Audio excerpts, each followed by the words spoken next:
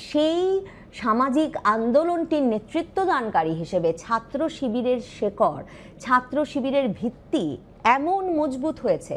বাংলাদেশের পরিবারে পরিবারে যে ডাকসু জাকসু নির্বাচনে তো বটেই, ছাত্রদের মধ্যে, তরুণদের মধ্যে কোনো নির্বাচনে ছাত্র শিবিরের ভিত নাড়িয়ে দেওয়া যাবে মেঘমল্লার বসুর দুটো স্লোগান দিয়ে, কিংবা কিভাবে ঢাকা বিশ্ববিদ্যালয়ে রাজাকারদের ছবি উঠতে পারলো এই নিয়ে সামাজিক যোগাযোগ মাধ্যমে আলাপ তুলে বা প্রতিবাদ করে, সেটা ভাববার এই মুহূর্তে কোনো কারণ নেই। বাংলাদেশে জাতীয় নির্বাচনের আগে বিশ্ববিদ্যালয়গুলোর, পাবলিক বিশ্ববিদ্যালয়গুলোর, ঢাকা বিশ্ববিদ্যালয়, জাহাঙ্গীরনগর বিশ্ববিদ্যালয়ের মতো বিশ্ববিদ্যালয়গুলোর ছাত্র সংসদ নির্বাচনই যে রাজনীতির একেবারে কেন্দ্রের আলোচনার এবং বিতর্কের বিষয় হয়ে উঠবে, এবং সেটাই সকল মনোযোগ আকর্ষণ করে একরকম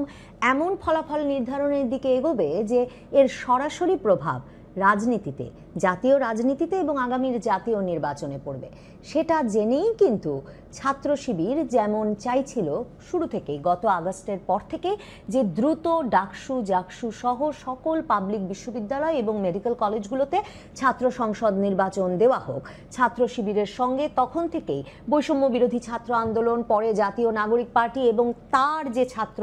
সংগঠন বাগছাস মানে বাংলাদেশ গণতান্ত্রিক ছাত্র সংসদ, এরাও এই দাবি করছিল যে দ্রুত ডাকসু জাকসু নির্বাচন দিতে হবে। এর বিরোধিতা করে আসছিল ছাত্রদল, যেহেতু 17 বছর ধরে তারা ক্যাম্পাসে কোনো রাজনীতি করতে পারে নাই, কাজেই তাদের সময় প্রয়োজন ডাকসু নির্বাচনের জন্য, এবং তারা বলছিল যে একরকমের হলে ফিরে ছাত্রদের সঙ্গে সংযোগ স্থাপন ছাড়া সেটা সম্ভব হবে না। আপনাদের মনে থাকবে এপ্রিল মাসে আমি তৈরি করেছিলাম নবনীতা চৌধুরীর বয়ান যে ডাকসু জাকসু নির্বাচন ছাত্র শিবিরের জন্য দারুণ সুযোগ, কারণ বাংলাদেশের হলগুলোতে, পাবলিক বিশ্ববিদ্যালয়ে প্রকৃত অর্থে গত 17 বছর ধরে সংগঠিত সক্রিয়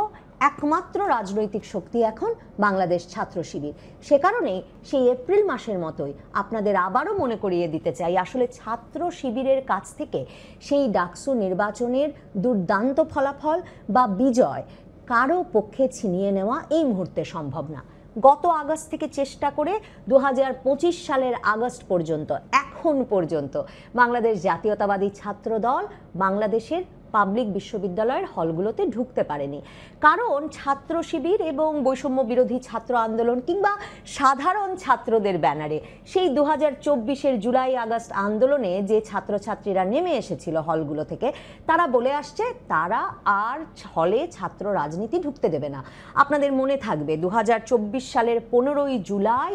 এই খবর দাবানলের মতো সামাজিক যোগাযোগ মাধ্যমে ছড়িয়ে পড়ল যে ছাত্রলীগ নাকি বিজয় 71 হল সহ ঢাকা বিশ্ববিদ্যালয়ের হলগুলোতে হামলা করছে, এবং সাধারণ ছাত্রছাত্রীরা তাদের প্রতিরোধ করে শেষ পর্যন্ত 17ই জুলাই ঘোষণা এলো যে ছাত্রলীগকে বের করে দেওয়া হয়েছে। সংবাদ মাধ্যমগুলো খবর দিল ঢাকা বিশ্ববিদ্যালয়ের সব হল থেকে তাদের প্রতিহত করা হয়েছে, বিতাড়ন করা হয়েছে, এবং সেদিনই ঢাকা বিশ্ববিদ্যালয়ের প্রক্টরের কাছ থেকে এই নির্দেশনা এলো, এই ঘোষণা এলো যে ঢাকা বিশ্ববিদ্যালয়ের হলে আর ছাত্র রাজনীতি ঢুকতে দেওয়া হবে না। সেটাই নাকি সাধারণ ছাত্রছাত্রীদের দাবি ছিল। আমি বরাবর যেমনটা বলি, সাধারণ জনতা, সাধারণ ছাত্রছাত্রী বলে কিছু নাই। আপনাদেরকে যেমনটা মনে করিয়েছি 2024-এর জুলাই আগস্টেও এরা সাধারণ ছাত্রছাত্রী ছিলেন না, এদের আসলে একটা রাজনৈতিক অরিয়েন্টেশন ছিল, যেই অরিয়েন্টেশন তাদেরকে সংঘবদ্ধ করেছে। এবং এখন বাগছাস মানে জাতীয় নাগরিক পার্টির ছাত্র উইং, বাংলাদেশ গণতান্ত্রিক ছাত্র সংসদের যিনি প্রধান আব্দুল কাদের, তিনি কিন্তু সংবাদ মাধ্যমে পরিষ্কার বলেছেন যে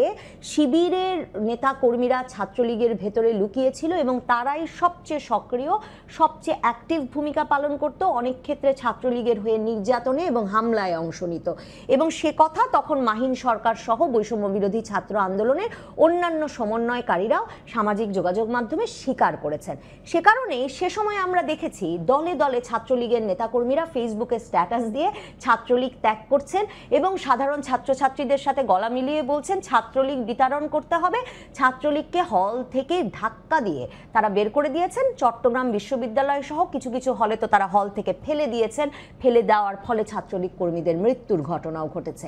তো ছাত্রলীগ বিতরণে তখন বামপন্থী ছাত্র ইউনিয়ন সহ যে ছাত্র সংগঠনগুলো আছে, যারা তখন সাধারণ ছাত্রছাত্রীদের সঙ্গে গলা মিলিয়ে এরই মধ্যে 14ই জুলাই রাতে 15ই জুলাই যারা তুমি কে আমি কে রাজাকার রাজাকার স্লোগান দিয়ে ঢাকা বিশ্ববিদ্যালয়কে উত্তাল করে তুলেছিলেন, তারাও সকলে খুশি হয়েছিলেন। তাদের কথা ছিল ছাত্রলীগ হলগুলোকে যেভাবে একরকমের নিয়ন্ত্রণ করছিল, গণরুম সহ মানে সাধারণ ছাত্রছাত্রীদের জীবন যেভাবে তারা নিয়ন্ত্রণ করছিল, এই ছাত্রলীগের বিতরণ এবং ছাত্রলীগকে প্রতিহত করা জরুরি ছিল। তাদের বিশ্বাস ছিল ছাত্রলীগ যে ভ্যাকুয়াম তৈরি করবে, যে শূন্যতা তৈরি করবে, সে জায়গায় বামপন্থী ছাত্র সংগঠনগুলো যেমন সাধারণ ছাত্রছাত্রীদের জন্য আপন হয়ে উঠবে, তেমনি জাতীয়তাবাদী ছাত্রদলের প্রত্যাশা ছিল এর ফলে হলে হলে দলে দলে তারা গিয়ে ঢুকবেন এবং ছাত্রলীগকে একরকমের প্রতিস্থাপন করবেন শেখ হাসিনা সরকারের পতনের পর। কিন্তু কি বিস্ময়কর, শেখ হাসিনা সরকারের পতনের পর তারা বরং দেখলেন সারা বাংলাদেশের পাবলিক হলগুলোতে প্রকাশ্যে কমিটি ঘোষণা করে, মানে ঢাকা বিশ্ববিদ্যালয় ছাত্র শিবিরের প্রধানকে সাধারণ সম্পাদককে এমন ঘোষণা দিয়ে দিয়ে সারা বাংলাদেশে ছাত্র শিবিরের নেতৃত্ব বেরিয়ে এলো। এমনকি ঢাকা বিশ্ববিদ্যালয়ে এই মে মাসে দেখা গেল বাংলাদেশ ছাত্রী সংস্থা, মানে বাংলাদেশ ছাত্র শিবিরে কিন্তু ছাত্রীরা অংশ নিতে পারে না, তাদের যে ছাত্রীদের উইং বাংলাদেশ ছাত্রী সংস্থার সুবিস্তৃত নেটওয়ার্ক আছে এবং ছাত্র শিবির যেমন 17 বছর ধরে বাংলাদেশে পাবলিক বিশ্ববিদ্যালয়গুলোতে রাজনীতি করতে পেরেছে, ছাত্রী সংস্থাও করতে পেরেছে। ছাত্রলীগ যেমন বোঝে নাই নাকি যে তাদের ভেতরে এত এত শিবির ঢুকে গেছে কিংবা হাসনাত সার্জিসেরা ঢুকে গেছে যারা ছাত্রলীগের রাজনীতি করেছেন, কিন্তু আসলে যাদেরকে তৈরি করেছে বিভিন্ন পর্যায়ে ছাত্র শিবিরের রাজনীতি, সেটা যেমন বোঝে নাই ছাত্রলীগ, তেমনি এই ছাত্র ইউনিয়নের মেঘমল্লার বসুরা যখন তুমি কে আমি কে রাজাকার রাজাকার স্লোগান দিয়েছেন, তোমার দাদা আমার দাদা রাজাকার রাজাকার স্লোগান দিয়েছেন, তারাও বোঝেন নাই যে ওই যে 71-এর পক্ষ বিপক্ষ এই দিয়ে আর বাংলাদেশের পাবলিক বিশ্ববিদ্যালয়গুলোর রাজনীতিকে নিয়ন্ত্রণ করা যাবে না। ঠিক যে কথাটা বলেছেন নাহিদ ইসলাম, যিনি ছাত্র শিবিরের রাজনীতি থেকে তৈরি হয়েছেন, তারপর ভিপি নুরুল হক নুরুর গণ অধিকার পরিষদ, ছাত্র অধিকার পরিষদ করেছেন। 2018 কোটা সংস্কার আন্দোলনের পর শিবির নেতারাই যেটা বলছেন যেই দলটা তারা গড়ে দিয়েছিলেন এবং সেই ছাত্র অধিকার পরিষদ ভেঙে এসে 2023-এ তারা গড়ে তুলেছিলেন ছাত্র শক্তি, তিনি আক্তার হোসেন, আসিফ মাহমুদ, সজীব ভুইয়া, এবং তারপর তারা সরকার পতনের আন্দোলনের বিশ্ববিদ্যালয়গুলোতে সামনের মুখ হয়ে নেতৃত্ব দিয়েছেন। যখন ঢাকা বিশ্ববিদ্যালয়ের ছাত্র শিবিরের নেতৃত্বে থাকা সাদিক কায়েমরা, SM ফারহাদরা, তখন যারা একটা ধাপ পেছনে থেকেছেন, অন্তরালে থেকেছেন, এদের জনশক্তি এবং কৌশল জুগিয়েছেন। তো কেন 71-এর এই পক্ষ বিপক্ষ বা মেঘমল্লার বসুর সাদিক কায়েম পাকিস্তানি পাকিস্তানি, আমরা সবাই কি তুমিও জানো আমিও জানি, জামাত শিবির পাকিস্তানি, এসব স্লোগান সামাজিক যোগাযোগ মাধ্যমে ছড়িয়ে পড়লে আপনার মনে অসম্ভব দোলা দিতে পারে বটে, কিন্তু ছাত্র শিবির যেই মডেলের রাজনীতি সারা বাংলাদেশ জুড়ে ছাত্র ছাত্রীদের জীবনে নিয়ে এসেছে, সেই মডেলের রাজনীতিকে আসলে এসব হঠাৎ স্লোগান দিয়ে প্রতিহত করা যাবে না। কারণ ছাত্র শিবির বাংলাদেশে গত কয়েক দশকে পরিণত হয়েছে একটা সুবিস্তৃত সামাজিক আন্দোলনে। তারা যখন হলে ছাত্র রাজনীতি নিষিদ্ধের দাবিতে আন্দোলন করে বা সেটাকে সমর্থন করে, তখন ছাত্র শিবিরের রাজনীতি শুধুমাত্র যে ঢাকা বিশ্ববিদ্যালয় সহ পাবলিক বিশ্ববিদ্যালয়গুলোতে দোর্দণ্ড প্রথা বা আওয়ামী লীগ আমলেও চলতে পারে তাই নয়, ছাত্র শিবিরের রাজনীতি পৌঁছে গেছে প্রাইভেট বিশ্ববিদ্যালয়গুলো সহ একেবারে স্কুল পর্যায়ে, মাদ্রাসা পর্যায়ে। ছাত্র শিবিরের রাজনীতিতে ছাত্র শিবিরের নেতৃবৃন্দ সারা বাংলাদেশের একেবারে প্রত্যন্ত গ্রামে গিয়ে যেই বাবা মা নিরক্ষর, যেই বাবা মা এ পরিমাণ সমর্থন, সেই পরিমাণ সমর্থন মানে শিক্ষায় যে সব সাহায্য দরকার, অর্থনৈতিক সমর্থন এবং শিক্ষাগত সমর্থন তার সন্তানদের দিতে পারে না, ছাত্র শিবির একেবারে প্রাথমিক স্কুল থেকে সেই ছাত্রদের জন্য একজন করে দায়িত্বশীল নিযুক্ত করেন। দায়িত্বশীল তাদের ছাত্র শিবিরের একটি সাংগঠনিক পদ। সেই দায়িত্বশীল যেই ছাত্রছাত্রীদের দায়িত্ব নেন, তার কাজ সেই ছাত্রছাত্রী ভালো করে পড়াশোনা করছে কিনা, ভালো করে পড়াশোনা করতে করতে পাবলিক পরীক্ষাগুলোয় ভালো ফলাফল করে শেষ পর্যন্ত একটা ভালো পাবলিক বিশ্ববিদ্যালয়ের সুযোগ পায় কিনা, এই পুরো বিষয়টি দেখে ছাত্র শিবির। ছাত্র শিবির তাই একটা সামাজিক আন্দোলন, যে আন্দোলন প্রথমে শুরু হয় নিয়মিত 5 ওয়াক্ত নামাজ পড়তে মসজিদে আসার আমন্ত্রণ জানিয়ে, যে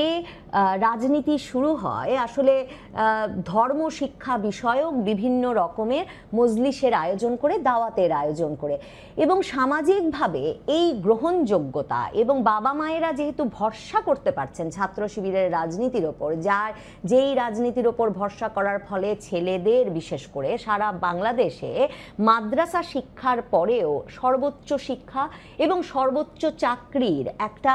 গতিপথ এই রাজনীতি তৈরি করে দিচ্ছে, সেই সমর্থনটি, সেই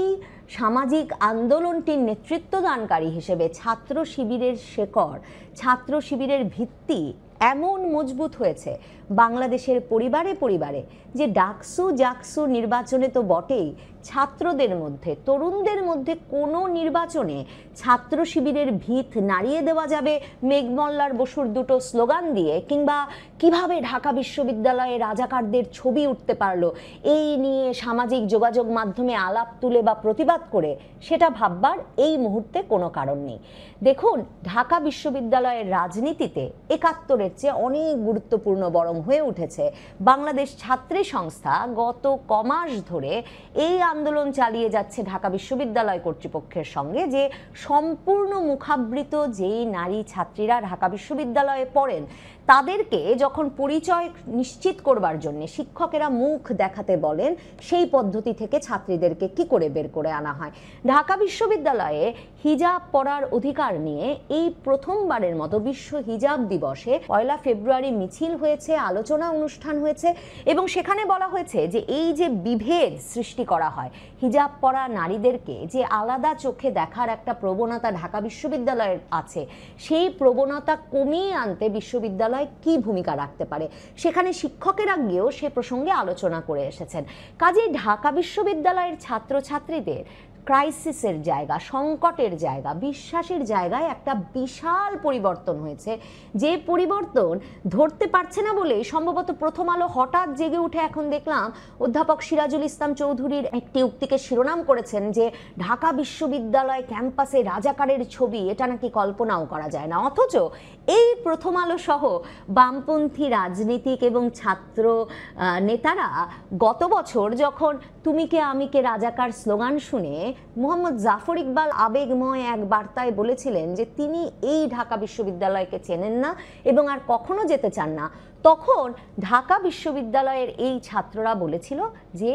ডক্টর মোহাম্মদ জাফর ইকবাল মুক্তিযুদ্ধের চেতনাকে একরকমের ব্যবহার করে বিভেদ সৃষ্টি করতে চাইছেন। মানে যখন ইচ্ছা মুক্তিযুদ্ধের চেতনাকে ব্যবহার করা এবং তার মাধ্যমে এক দলকে সরিয়ে রাখার রাজনীতি থেকে ছাত্র শিবির সম্পূর্ণত নিজেদের সরিয়ে এনে এত বড় ঐক্য গড়ে তুলেছে যে সে ভিত নাড়িয়ে দেওয়া হঠাৎ করে ছাত্রদল, ছাত্র ইউনিয়ন মুক্তিযুদ্ধ প্রীতির মাধ্যমে সেটা করতে গেলে তারা ব্যর্থ হতে বাধ্য। কারণ ঢাকা বিশ্ববিদ্যালয়ে ছাত্র শিবির গত কোরবানির ঈদেই কি করলো দেখুন, একটা বড় অংশের ছাত্র এমন গরিব পরিবার থেকে আসেন এবং নানা রকম বাস্তবতায় যারা ঈদের সময়ও বাড়ি যেতে পারেন না। ঢাকা বিশ্ববিদ্যালয়ের ছাত্র শিবির রীতিমতো শামিয়ানা খাটিয়ে বিরাট সামাজিক অনুষ্ঠান করে সে সময় কোরবানির আয়োজন করলো। সারা দিন ধরে হলে ঈদে বাড়ি যেতে না পারা ছাত্রছাত্রীরা যেমন এসে এই অনুষ্ঠানে খাওয়া দাওয়া করতে পারলেন, যেখানে ছাত্র এবং ছাত্রীদের জন্য আলাদা বসার ব্যবস্থা ছিল, তেমনি যারা হল থেকে বেরিয়েও এই উৎসবে যোগ দিলেন না তাদেরকে শিবির নেতারা হলে হলে গিয়ে কোরবানির মাংস, ঈদের খাবার পৌঁছে দিয়ে এলেন। ছাত্র শিবিরের রাজনীতিতে তারা এভাবেই ছাত্রদের সকলকে একরকমের একটা সমর্থনের মধ্যে, প্রোটেকশনের মধ্যে, আশ্রয়ের মধ্যে রাখে। যে আশ্রয় শুরু হয় স্কুল বা মাদ্রাসা পর্যায় থেকে, চলে বিশ্ববিদ্যালয় পর্যায় পর্যন্ত, এবং তারপর পেশাগত কাজে ঢুকে যাওয়ার পর সেই ছাত্র শিবিরের নেতাকর্মীরাই একরকমের নিয়মিত অর্থ সহায়তা দিয়ে, চাঁদা দিয়ে দলকে তারা পরবর্তী প্রজন্মের ছাত্র শিবিরের নেতাকর্মীদের প্রতিপালন করেন, এক রকমের প্রোটেকশন দেন, সমর্থন দেন। এই ছাত্র শিবির ঢাকা বিশ্ববিদ্যালয় সহ বাংলাদেশের সবচেয়ে মেধাবী ছাত্রছাত্রীদেরকে শুধুমাত্র যে দেশের পাবলিক বিশ্ববিদ্যালয়গুলো পড়াশোনা শেষ করবার জন্যে অর্থ সহায়তা এবং মানসিক সামাজিক সহায়তা দেয় তাই নয়, তারা প্রয়োজনে বিদেশ পড়িয়ে আনে তাদের নেতাকর্মীদের। কাজেই এই সামাজিক আন্দোলন মডেলকে চ্যালেঞ্জ করার একমাত্র উপায় কোনোভাবে একাত্তরের রাজনীতি, রাজাকার মুক্তিযোদ্ধা ন্যারেটিভ হয়ে উঠতে পারবে না। ডাকসু নির্বাচন যদি অনুষ্ঠিত হতে পারে, বাংলাদেশের পাবলিক বিশ্ববিদ্যালয়গুলোতে এই সময়ে যদি নির্বাচন অনুষ্ঠিত হতে পারে, তাহলে নিশ্চিতভাবে ছাত্র শিবিরকে হারিয়ে দেওয়া, ছাত্র শিবিরের রাজনীতিকে হুমকির মুখোমুখি করা খুব কঠিন হবে। আর এটা তো আর ভুলে গেলে চলে না, ছাত্র শিবিরের সঙ্গেই এই বাগছাস বা জাতীয় নাগরিক পার্টি এনসিপির ছাত্র সংগঠনটির রাজনীতির এমন একটা ঐক্য আছে যে সেখানেও তারা একটা বড় ধরনের নির্বাচনী ঐক্য গড়ে তুলতে পারবে। এ কারণে আমার মনে হয় আগামী কয়েকদিন দেখবার বিষয় এই, যখন বিএনপি জাতীয় নির্বাচনের শক্তি, সামর্থ্য, সম্ভাবনাকে তাদের কোর্টে নিয়ে এসেছে, যুক্তরাষ্ট্রের একরকম সরাসরি অনুমোদন, সমর্থন এবং নির্দেশনায় ইউনূস সরকার যখন হাঁটছে দ্রুত একটি জাতীয় নির্বাচন অনুষ্ঠানের দিকে, যেই নির্বাচনে নিশ্চিতভাবেই বিএনপি জামায়াতে ইসলামীর চেয়ে ভালো ফলাফল করবে বলে আশা করছে, সেই ফলাফল একেবারে পাল্টে যেতে পারে যদি বাংলাদেশের পাবলিক বিশ্ববিদ্যালয়গুলোতে এর আগে নির্বাচন অনুষ্ঠিত হয়ে যায় এবং সেই নির্বাচনে বাংলাদেশ ছাত্র শিবির যেমনটা প্রত্যাশিত তেমন ফলাফল করে, মানে বিরাট বিজয় অর্জন করে ফেলে। তাহলে নিশ্চিতভাবে সেই ফলাফলের একটা সরাসরি ছাপ পড়বে জাতীয় নির্বাচনেও। তাই আমার ধারণা, ছাত্রদল যেহেতু হলে ঢুকতে পারেনি গত আগস্ট থেকে এই আগস্ট পর্যন্ত 1 বছরেও, কাজেই ছাত্রদল এবং বিএনপি এই দুই তরফেই আবারও একটা তীব্র চেষ্টা হবে যে কোনো উপায়ে ডাকসু, জাকসু সহ ছাত্র সংসদ নির্বাচনগুলো ঠেকিয়ে দেওয়া। কারণ ছাত্র সংসদ নির্বাচন ঠেকানো যত সহজ ছাত্র দলের জন্যে কিংবা বিএনপির রাজনীতির জন্যেও, ছাত্র শিবিরকে বাংলাদেশের পাবলিক বিশ্ববিদ্যালয়গুলোতে কিংবা পাবলিক প্রাইভেট বিশ্ববিদ্যালয়, মেডিকেল কলেজগুলোতে কোনো শিক্ষাঙ্গনে ছাত্র শিবিরকে ঠেকানো বিএনপি বা ছাত্র দলের রাজনীতির জন্যে একেবারেই সহজ না।